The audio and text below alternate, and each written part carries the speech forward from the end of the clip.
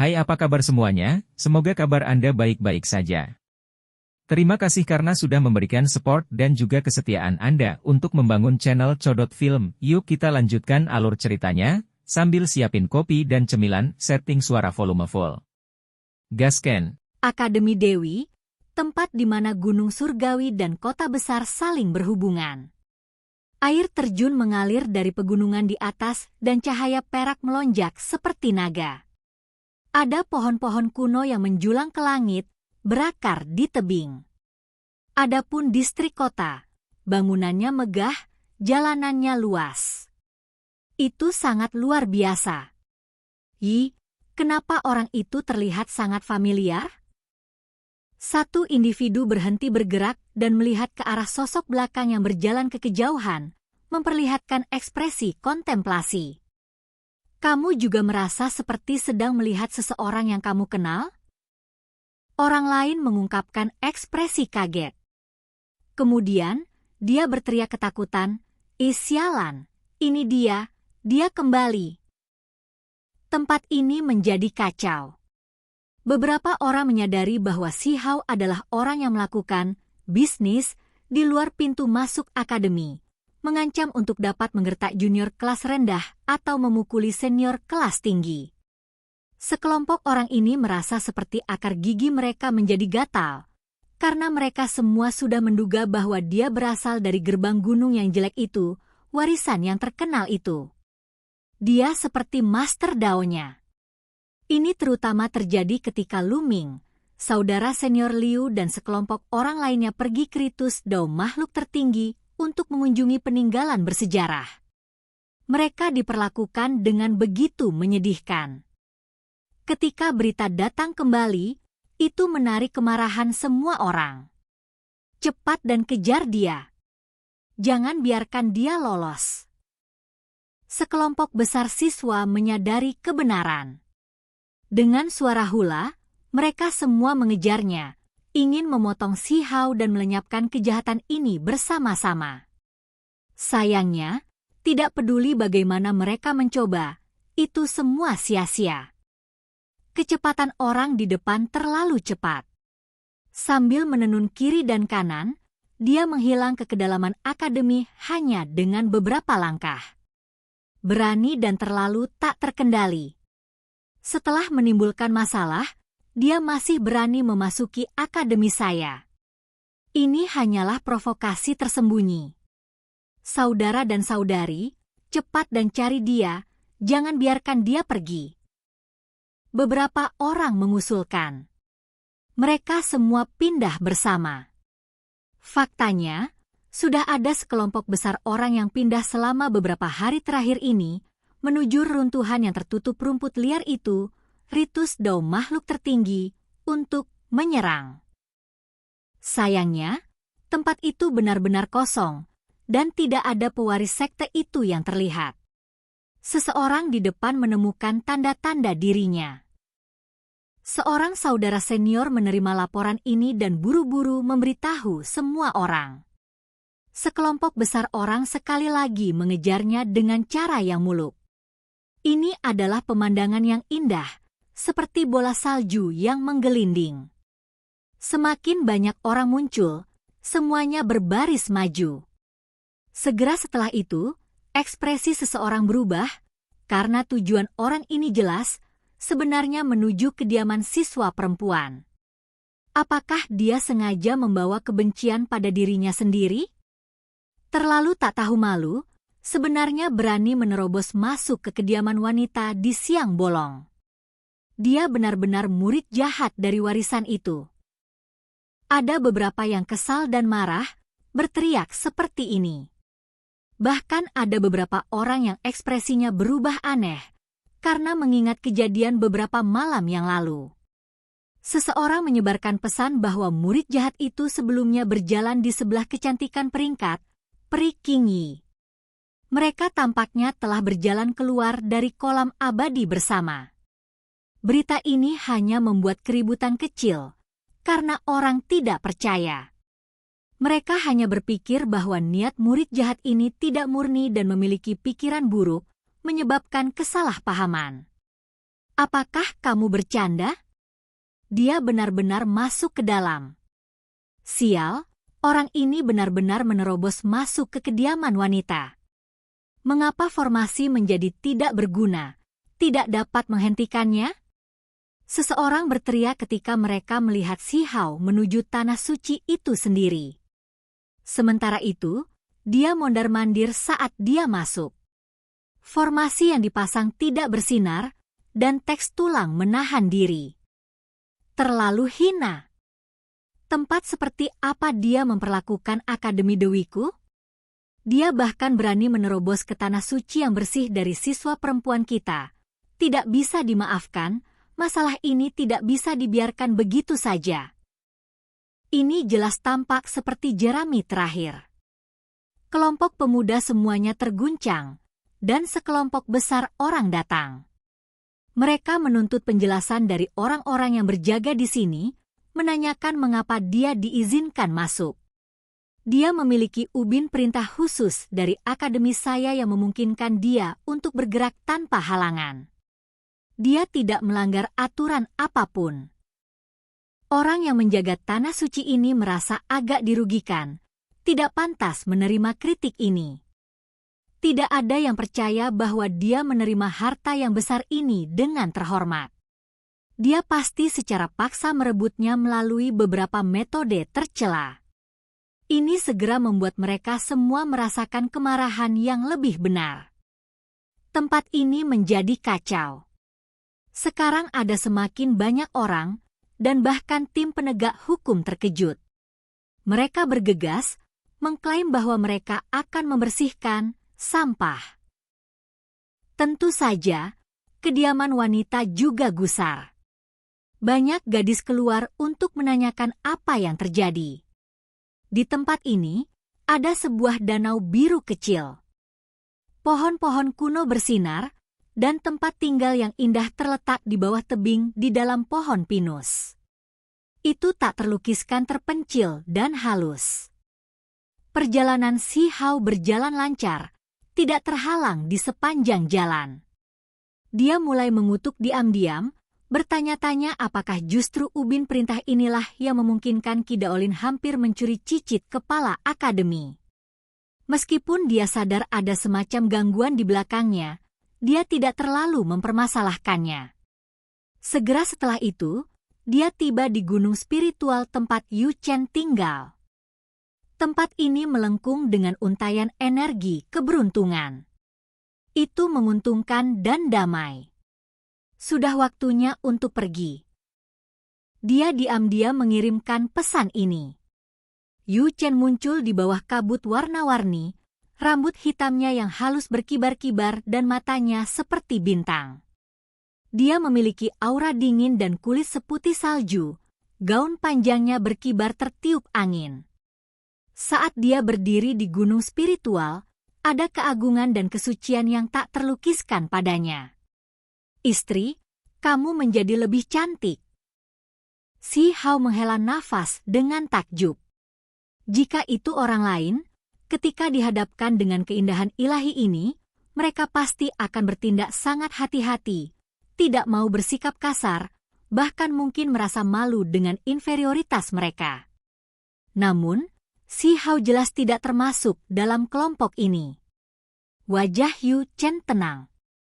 Dia tampak anggun dan luar biasa, tidak mencaci maki atau berdebat dengannya. Itu karena dia sangat memahami watak alami orang ini, bahwa semua itu tidak berguna. 15 tahun sejak kita bertemu, sungguh membuat seseorang rindu untuk bertemu lagi. Si Hao berjalan ke depan, menilai gadis di depannya. Apa yang kamu semburkan secara acak sekarang? 1 hari tidak terlihat seperti 3 musim gugur berlalu. 5 hari secara alami setara dengan 15 tahun. Si Hao berjalan mendekat, wajahnya tidak merah dan hatinya tidak melompat. Dia membuka tangannya, dan kemudian sambil tertawa, berkata, untuk merayakan reuni kita, mari kita saling berpelukan dengan hangat. Yu Chen mundur, penampilannya sangat bagus. Gelombang berdesir di matanya, menampilkan gaya yang menjungkir balikan dunia. Dia berkata, berperilakulah sedikit. Jangan bertindak begitu ceroboh.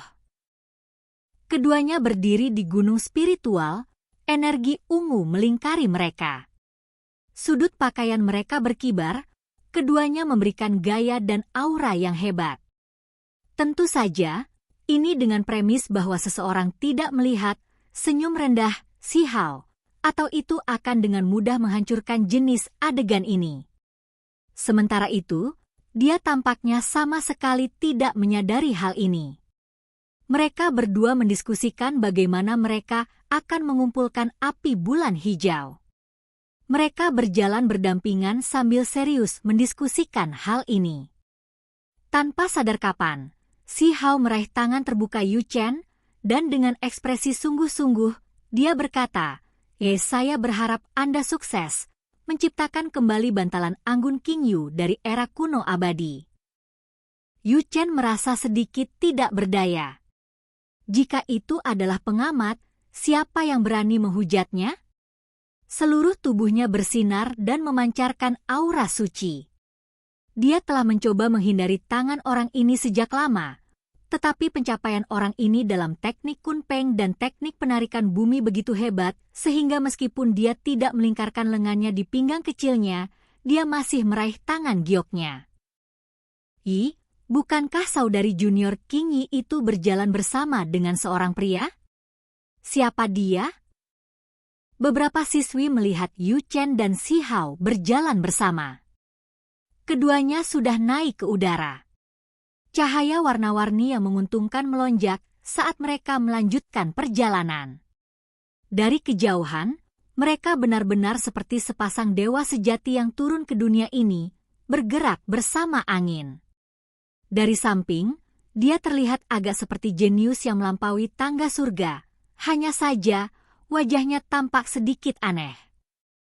Seorang wanita muda mengedipkan matanya yang besar, membiarkan imajinasinya menjadi liar. Pada saat yang sama, gangguan mencapai tempat ini. Pasukan penegak memimpin sekelompok orang ke tebing yang damai untuk mencari murid jahat itu. Apa? King Yi pergi dengan seseorang? Tidak baik, itu adalah murid jahat yang terkenal jahat. Bagaimana dia bisa pergi bersamanya? Cepat dan selamatkan dia. Setelah memahami situasinya, banyak orang berteriak. Omong kosong, kakak laki-laki itu bukanlah murid yang jahat. Dia terlihat seperti jenius warping surga yang melewati tangga surgawi. Apakah kalian semua hanya cemburu dan iri, dengan sengaja menjebaknya? Ada siswa perempuan yang mencela mereka karena tidak adil. Bagaimana bisa? Sekelompok orang berteriak aneh, dan kemudian mereka saling memandang. Beberapa orang merasakan perasaan aneh. Mungkinkah mereka salah? Apakah itu orang yang muncul hanya sekali di tangga surga, dan kemudian dia menghilang secara misterius, orang yang diambil oleh warisan yang tertutup salju? Tidak mungkin kita mengenali yang salah. Bawa saudari junior King Yi kembali dulu. Seseorang berteriak, tetapi mereka sudah mulai merasa putus asa. Tentu saja, lebih banyak orang yang marah. Mereka semua mengarahkan kemarahan mereka ke biara yang jelek Ritus, dao makhluk tertinggi. Bagaimanapun, sekte ini telah dihidupkan kembali. Hari ini, kita akan mengepung dan menangkap orang ini. Kebencian perlu dicurahkan, dan pandangan yang bertentangan membutuhkan gangguan. Sekelompok orang mulai berkumpul bersama, memutuskan bahwa mereka akan melakukan ekspedisi hukuman di reruntuhan itu. Provinsi Api, padang rumput yang luas. Ini adalah tanah murni para bandit berkeliaran, serta taman bermain para penjahat. Karena ada banyak bahan ilahi yang langka dan berharga serta tambang kuno di sini, sekte besar dari alam yang lebih tinggi semua menempatkan orang di sini untuk menggali bahan surgawi, mengirim orang ke sini dari klan masing-masing. Tempat ini penuh dengan kejahatan, dan darah sering mengalir. Konflik atas biji dan materi ilahi sering terjadi.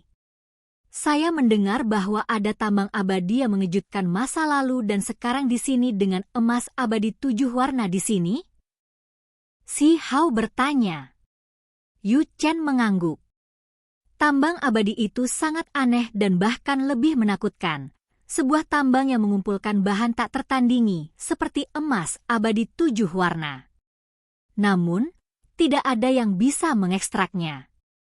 Rumor mengatakan bahwa sejak zaman kuno, ada banyak master sekte yang telah mengabaikan dunia yang mati di dalamnya sendirian. Dan sejak saat itu, hanya sedikit orang yang berani melihat-lihat di dalamnya. Feng Wu sangat membutuhkan jenis bahan berharga tertinggi itu. Tetapi Akademi Dewi hanya bisa melihat melalui cara lain, kata Yu Chen. Kalau begitu aku tidak akan mengejarnya. Namun, ketika saya punya waktu, saya harus mengunjungi gua dewa sekte besar itu untuk mengumpulkan minat. Si Hao berkata dengan tenang. Dia telah lama mendengar bahwa para jinius dari semua sekte yang berbeda akan dikirim ke sini untuk perbaikan diri di tempat kejahatan ini, untuk melindungi tambang biji, dan untuk hal-hal lain. Bisa dibilang cukup ramai dengan aktivitas. Secara komparatif, padang rumput provinsi api yang telah dia lalui hanyalah sebuah sudut kecil. Dibandingkan dengan bumi ilahi provinsi api yang luas dan tak terbatas, itu sangat tidak signifikan. Ini tempatnya. Si Hao menunjukkan. Tidak ada halangan atau kejadian tak terduga. Mereka sampai di tempat tujuan. Ngarai yang sangat besar itu sangat damai dan sangat dalam. Itu diselimuti kegelapan, seolah-olah binatang prasejarah yang sangat besar membuka mulutnya yang bisa melahap surga ada di depan mereka. Ini tempatnya? Yu Chen tergerak. Jurang bawah tanah ini terlalu luas, areanya mencakup lebih dari 10.000 li. Secara komparatif, wilayah ini cukup tandus, karena tidak ada tambang dewa yang terkenal, dan jejak satwa liar juga jarang. Namun, ini juga berarti bahwa mereka tidak perlu khawatir diganggu. Keduanya turun pada saat yang sama ke kedalaman jurang, bergegas ke bawah. Segera setelah itu, mereka mencapai bagian paling bawah. Kemudian, dengan Si Hao yang memimpin, mereka melewati celah besar di bumi menuju reruntuhan itu. Ini adalah sisa-sisa sejarah zaman kuno abadi? Yu Chen terkejut. Ini bukan tempat yang gelap gulita, karena masih ada simbol yang tersisa yang berkedip-kedip dengan cahaya, membuat tempat ini terlihat kabur dan agak misterius. Masa lalu telah menjadi debu. Berapa banyak era kemakmuran yang mulia telah terkubur di bawah waktu? Yu Chen berkata pada dirinya sendiri. Si Hao mengangguk. Namun, sekarang bukan waktunya untuk mengenang. Pertempuran besar 3.000 provinsi semakin dekat, jadi mereka perlu dengan sungguh-sungguh membuat persiapan untuk berpartisipasi dalam keadaan sebesar mungkin. Baik dia dan Yu Chen berjalan melewati puing-puing untuk mencari api itu. Waktu terus mengalir. 1 jam telah berlalu, dan tanpa disadari, kedua individu itu merasakan semacam kelembutan. Sebuah cahaya kabur tersebar ke bawah. Mengapa cahaya bulan malam ini begitu lembut? Ya, ketika dia berbicara sampai titik ini, Si Hao mengangkat kepalanya dengan kaget. Sementara itu, Yu Chen juga tercengang, mengangkat kepalanya juga. Di atas mereka adalah bulan hijau yang sangat indah. Itu membawa api samar seperti kabut warna-warni. Esensi bulan seperti air yang tersebar dengan kemurnian yang tak terkatakan. Api bulan hijau. Si Hao berteriak. Itu karena ini adalah dunia bawah tanah. Jadi bagaimana mungkin ada bulan? Ini jelas api kuno. Yu Chen juga tergugah, merasa sulit untuk tetap tenang. Wajah cantiknya penuh dengan kegembiraan. Matanya yang besar bahkan lebih dipenuhi dengan cahaya yang mengejutkan. Dengan suara gemetar, dia berkata, tepat sekali." Pada saat itu, keduanya merasakan panas yang menyengat. Cahaya bulan di langit tersebar, membuat pakaian di tubuh mereka dengan cepat terbakar, mengubahnya menjadi abu. Oke guys, jangan lupa like, comment, share, and subscribe di channel Codot Film. See you next video, peace out and bye-bye. Oke guys, jangan lupa like, comment, share, and subscribe di channel Codot Film. See you next video, peace out and bye-bye.